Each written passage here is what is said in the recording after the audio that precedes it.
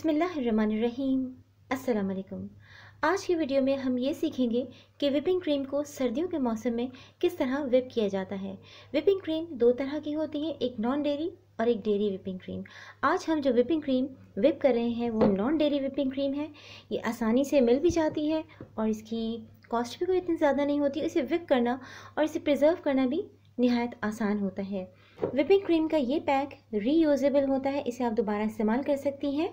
और विप करने के बाद आप केक की जब फ्रॉस्टिंग ख़त्म करें, जो क्रीम बच जाएगी वो इसी पैकेट में आप डाल के आराम से और इसे बंद करके रख सकती हैं महीनों, फ्रीज़र में फ्रीज़ करके। इसे फ्रिज में नहीं रखेंगे, फ्रीज़र में रखेंगे। और इस्तेमाल से पहले भी इसे फ्रीज़र में ही रखना है और जब इस्तेमाल करना हो तो 12 घंटे पहले पैकेट को फ्रीज़र से निकाल के फ्रिज में रख लीजिए। और इसको ठंडा होना चाहिए, जमा हुआ नहीं होना चाहिए और वाटरी होनी चाहिए। देखें,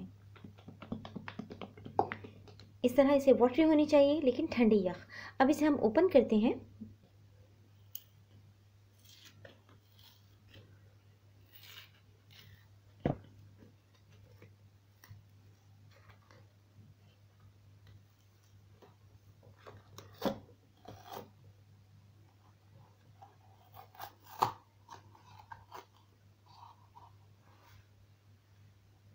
ये देखिए, पूरा पैकेट इसका ओपन हो गया है। इसी तरह इसको जब दोबारा इसमें क्रीम विप की हुई रखनी हो, इसमें क्रीम रखेंगे, हम डालेंगे और इसको दोबारा से इस तरह बंद करके इसको रबर बैंड से सील कर देंगे और फ्रीज़र में रख के फ्रीज़ कर लेंगे।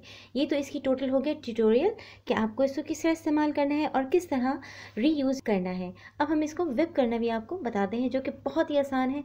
चंद मिनटों में ये विप हो जाती है।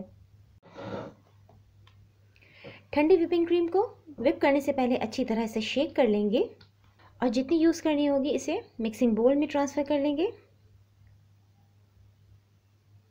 मैं 1 कप इसमें शामिल कर रही हूँ। मोस्ट विपिंग क्रीम्स फ्लेवर्ड होती हैं और मीठी होती हैं, इसलिए इसमें चीनी डालने की ज़रूरत नहीं होती।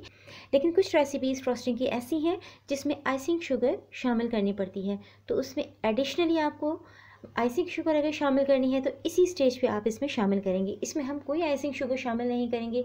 इसे बीट करेंगे हाई स्पीड के ऊपर 6 से 7 मिनट में और इसका टेक्सचर डबल हो जाएगा। इसमें मज़ीद कोई चीज़ हमें ऐड नहीं करनी। ये देखें, 6 से 7 मिनट के अंदर इसका इस तरह का टेक्सचर आ जाना चाहिए। ये बिल्कुल गिर भी नहीं है, ड्रॉपिंग इसकी नहीं है कंसिस्टेंसी। ये देखें, एक बीटर से दूसरे बीटर पे भी इसको ट्रांसफ़र करना बहुत मुश्किल है। इस तरह का इसका टेक्सचर होना चाहिए। सर्दियों में जब केक की फ्रॉस्टिंग करें तो उस दौरान इसको स्पैचुला की मदद से वक्तन फ़वक्तन इस तरह मिक्स करते रहें ताकि इसकी कंसिस्टेंसी सेम रहे। रखे रखे सर्दियों में ये जमने लगती है और जो फ्लावर्स वगैरह आप बनाना चाहती हैं वो स्मूथ नहीं बनते और शाइनी नहीं बनते, रफ़ बनने लगते हैं। अगर ये बहुत ज़्यादा सख्त हो जाए सर्दियों में तो इसका एक तरीका ये है कि इसमें शामिल कर लीजिए थोड़ी सी बची हुई लिक्विड विपिंग क्रीम। ये देखें, बस इतनी काफ़ी है। इसे हैंड विस्क की मदद से अच्छी तरह मिक्स कीजिए इस तरह से, और ये दोबारा से फ्रॉस्टिंग के लिए बिल्कुल तैयार हो जाएगी फ़ौरन ही।